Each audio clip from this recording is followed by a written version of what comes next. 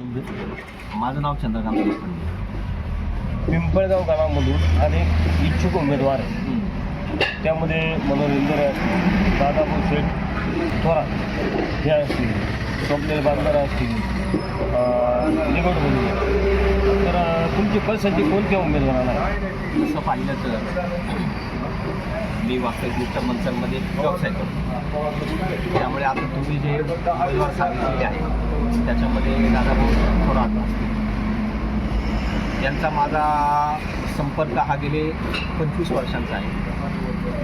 त्यांच्यासोबतच मी काम केलेलं आहे. त्यांच्या घरामध्ये बरेच माझे कौटुंबिक संबंध आहेत, कौटुंबिक संबंध आहेत.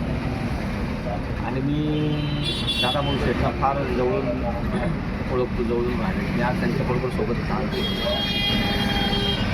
दादाभाऊ शेठ हे फार प्रतिकूल परिस्थितीतनं आज यशाच्या शिखरावरती आले. त्यांचे नाना सभाजी नाना थोरात कैलासवासी यांनी समाजहिताची खूप कामं केली. दादाभाऊ शेठचा पिंड हा समाजसेवेसाठी आहे. त्यांच्यामध्ये त्यांनी खूप कष्ट केले, लोकांना मदत करणे, साहजिक वारकरी संप्रदायाला मदत करणे. त्यांच्याकडे वारी असेल, त्यांच्या घराला आध्यात्मिक खूप असा वारसा आहे. ते स्वतः मोठे होत असताना त्यांनी त्यांच्यासोबत जी त्यांचे मित्र किंबहुना त्यांची भाची, त्यांची पाहुणे, त्यांचे मेवण्यांची मुलं होती, ही त्यांनी स्वतः मोठे होत असताना त्यांना पण प्रत्यक्ष अप्रत्यक्षरित्या खूप मोठं केलेलं आहे. त्यांना खूप आधार दिलेला आहे.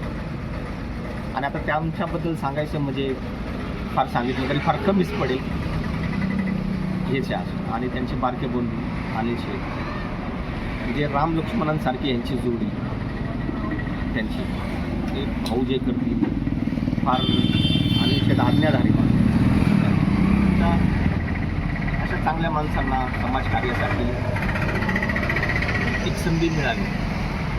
सर्वसामान्य नागरिक म्हणून माझी बाकी राहिले की आपण सगळ्यांची जी नावं घेतली त्यांचे चांगले तेच उमेदवार आहेत. त्यांची चांगली कारकीर्द होती. म्हणजे जवळचे आमचे घरचे नातेसंबंध म्हणून दादाभाऊ शेठबद्दल बोलतो.